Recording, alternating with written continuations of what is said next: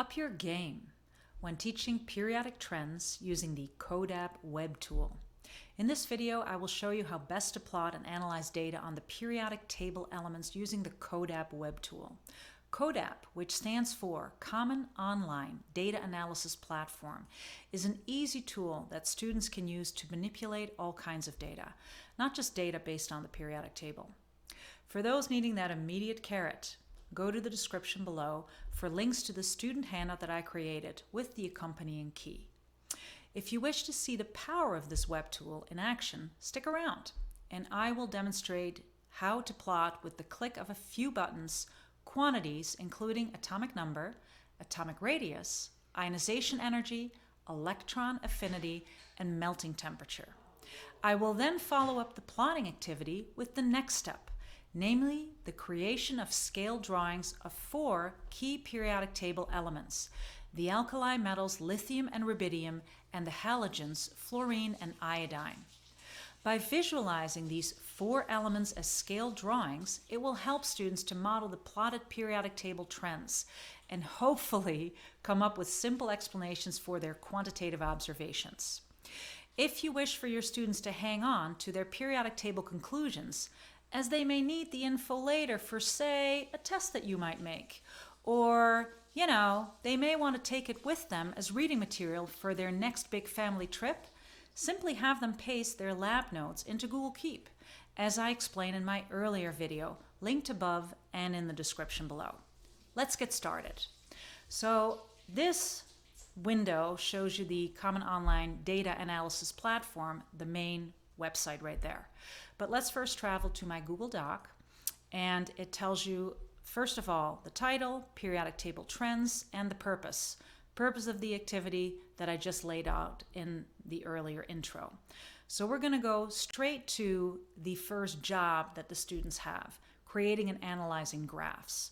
So what you're seeing here is a link to the CODAP site, but this link is a little bit different because if I click on it, it actually takes you not to the main CODAP site, but straight to the one that is all about the periodic table of elements.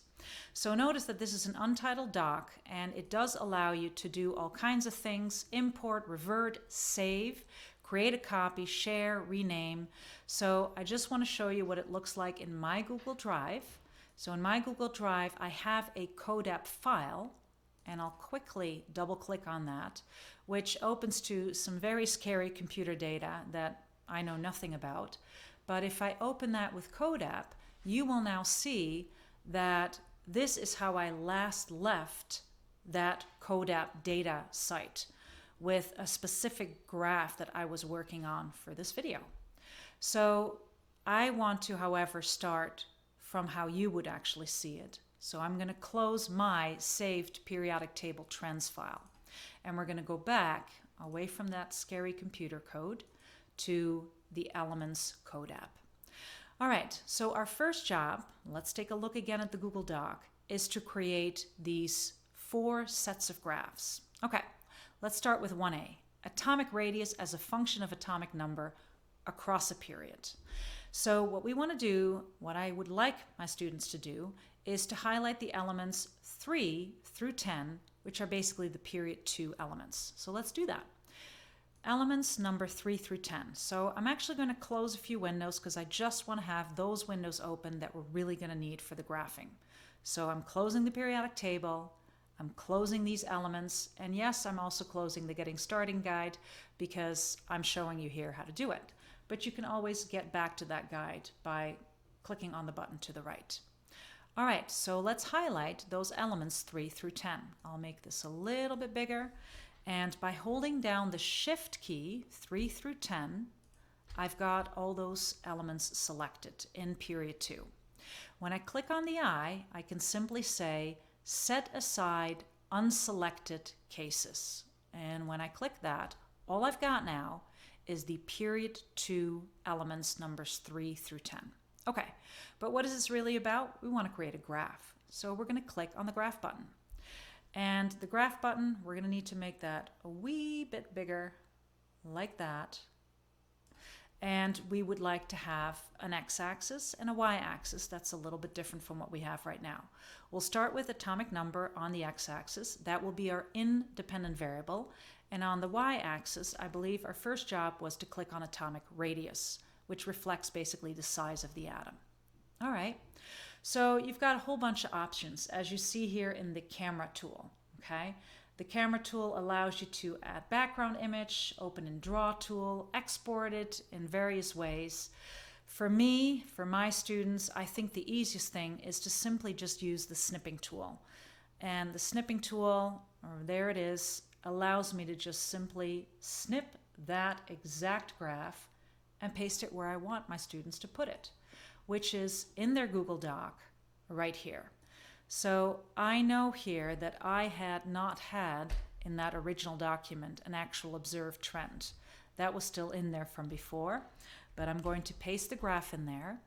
The students are going to define atomic radius so that they are briefly again aware of what we're actually studying right now. They're going to jot down what the observed trend is, which I had just deleted. As you increase atomic number, traveling from left to right across period 2, clearly the atomic radius decreases, save from that very last element. And that element, if we go back into CODAP, that's element number 10. And element number 10, as you know, is the element neon, a noble gas. And so a different set of chemical characteristics apply. Okay?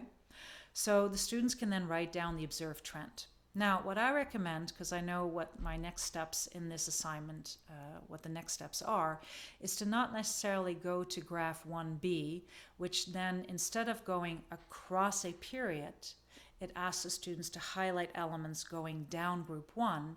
I'm going to my graph 2a, because then I can simply change the y-axis label and quickly snip that and paste it into that assignment. So those directions are not specified in this particular Google Doc, but I'm telling you in this video.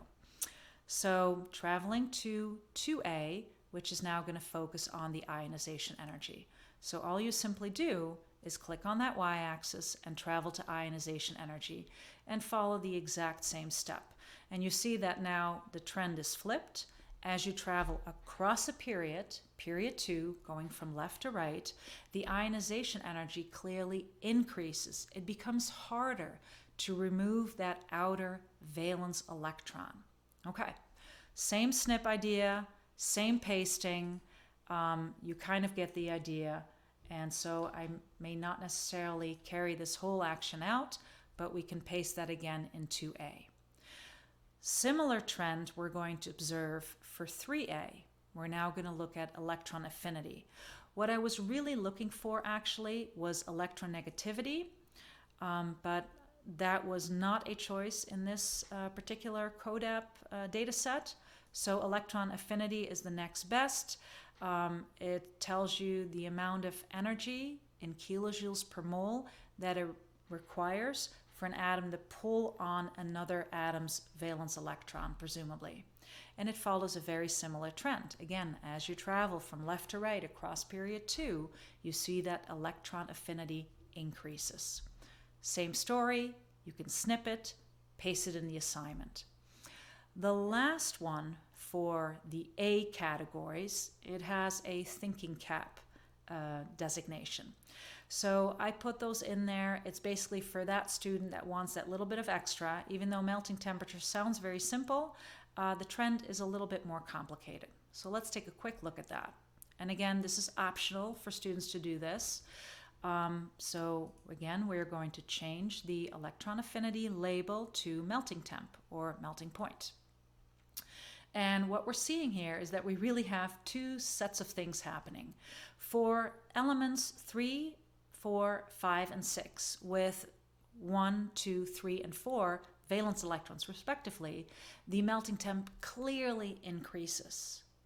But as we then go to the last 4 elements in that same period 2, the melting temperature or melting point precipitously drops and slowly decreases then. So this is definitely a thinking cap question. Why might that be so? Is it related to metals, nonmetals, metalloids? So that's something for the students to think about. Again, you can snip it, screenshot it, and paste it in the actual assignment. So I'm going to scroll back up to the B category. Okay, so I will delete this one so it's back to normal. 1B. We're now looking at atomic radius as a function of atomic number, but now we're going down a group. So let's do that. We're going to go back to atomic radius, atomic number, and atomic radius. There it is. But we're going to have to change our selection of elements because right now it's only showing you the ones across the period and we want it down a group. So we're going to go back to the I, and it's going to restore, when I click on it, all 104 elements. So which elements do I really want if I travel down group 1? So let's take a look at that again. And I'm actually going to use my snipping tool to briefly capture those numbers because my short-term memory is not great. So I have it on my other screen ready for it. And then we're going to select those. So let's see what we've got. We need elements 1. I'm holding now the control key on my keyboard.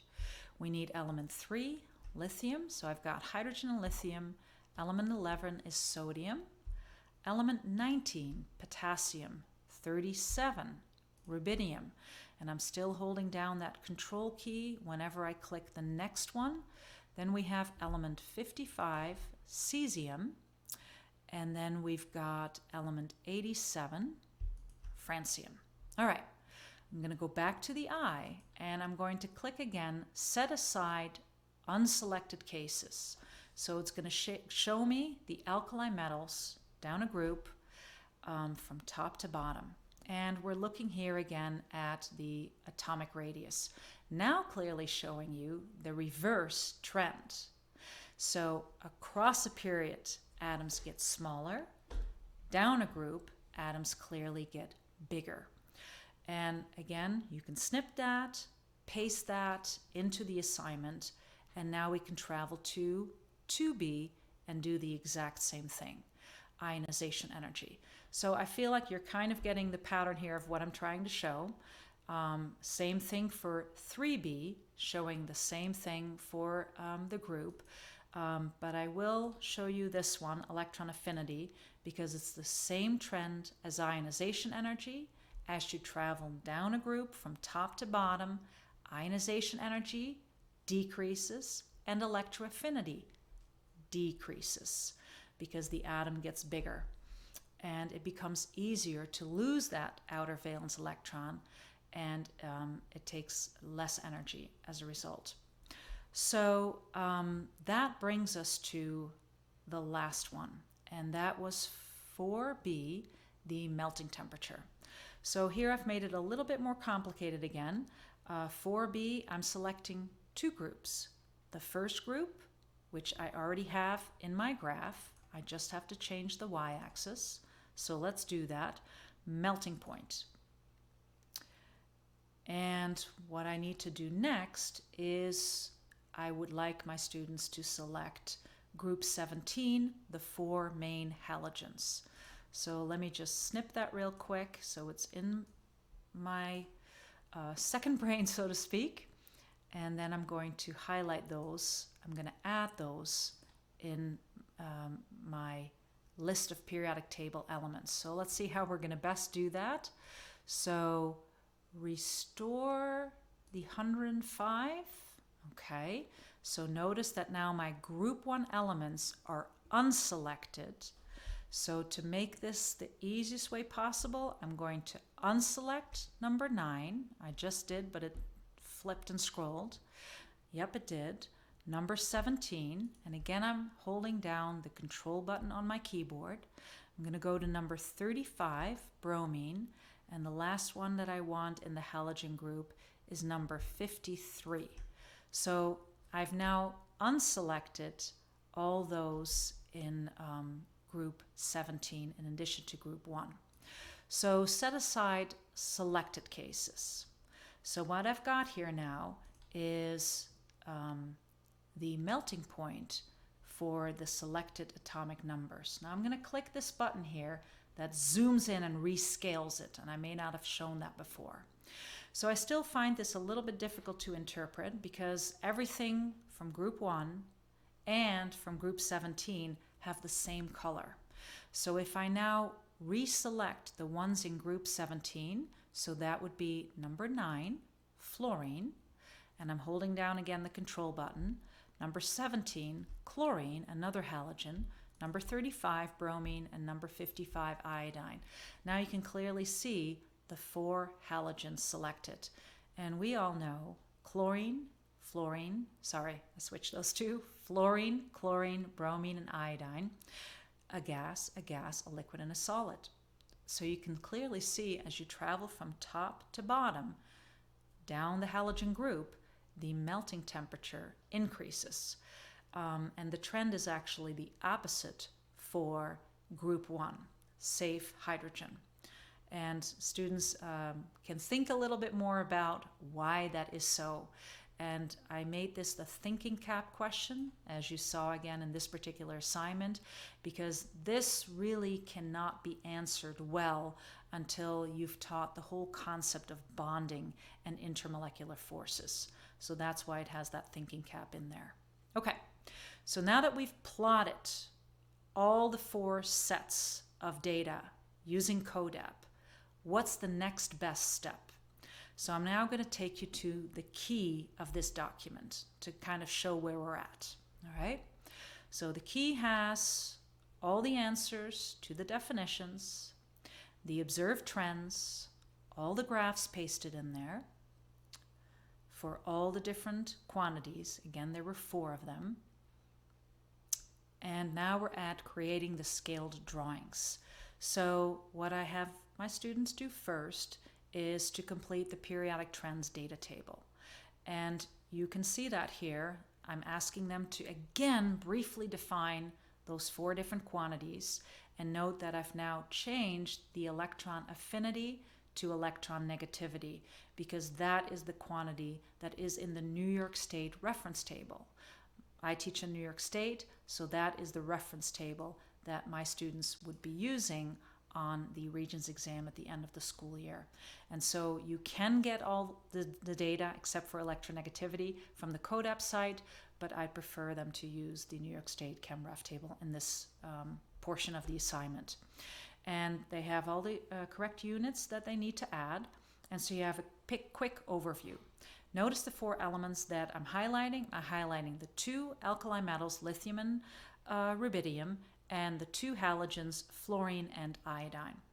And so what are they going to do next? Well, what I want them to do, and so you're seeing here the key, I want them to plot those using scaled drawings. So the not key document gives you kind of a platform, basically a starting point of how students can do this.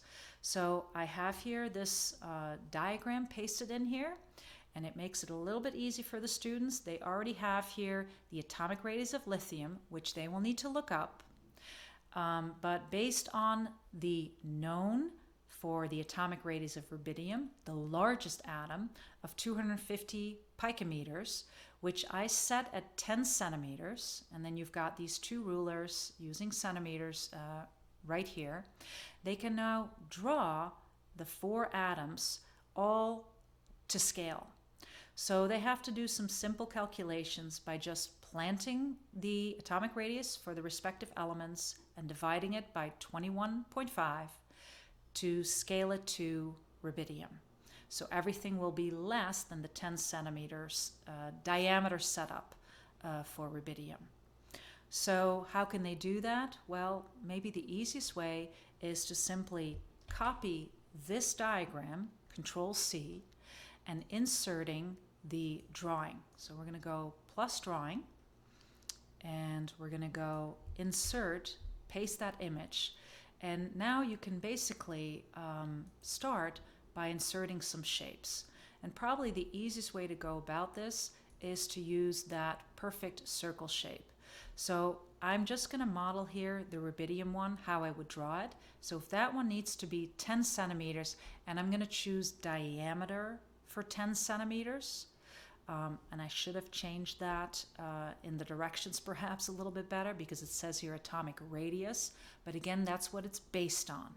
But what I'm having students draw is using 10 centimeters as the diameter. So let's do that. Let's make it 10 centimeters. Okay. Let me just see if I can make that exactly right. So let's take a look. We're going to go to 10 centimeters, and then we are going to make that a see-through color so that we can actually see it, and then whatever color you prefer. So let's make it red for now. So that shows you the outer diameter of the rubidium atom, and then they can throw in the exact number of shells and the nucleus relative in size. Okay, so I'm going to delete this now and go back to the key to show you what that would actually look like. So what you can see now is lithium and rubidium in group 1. Rubidium is obviously the larger atom with a larger nucleus. Instead of 2 shells, it's got 5 electron shells. Therefore, that trend is as such. If you now go across period 2 from lithium to fluorine, you see that nucleus is getting larger, but the same 2 sets of shells are now much closer to that larger nucleus. And so visualizing that is really hopefully going to have students understand why the trend is as such. And seeing that atomic radius trend may help them to explain the ionization energy and electron affinity or electronegativity trend as well. Same story for rubidium and iodine. Again, across period 5, nucleus gets larger, but the shells are tucked in much more tightly. Okay, so to end this, we are now all the way for students to explain their observed periodic trends. So based on all the charts and the created drawings, they now have to explain the observed periodic table trends for the 3 to 4, whatever you choose, different quantities across a period and down a group. They are going to paste that into Google Keep or your preferred method for saving this, and then they can insert an image of the note below. And so I'm showing you here my Google Keep note on that with an image that I created before and an explanation of those 3 key trends: atomic radius, ionization energy, and electronegativity. And I've also made an attempt to explain it for the melting temp. It might not be a perfect explanation, but this is how best I can explain it. So if I've convinced you to implement this activity in your science classes, and let's hold it right here at this particular drawing, that's awesome, and you're welcome. But if at the same time you're really concerned that your students may find the key to this assignment by locating my video, highly doubtful, just change the directions by having your students analyze a different group or period number in the CODAP web tool, and by having them draw the alkaline earth metals, say beryllium and barium, instead of the alkali metals. Thank you for watching, and see you in the next video. Bedankt voor het kijken en tot ziens!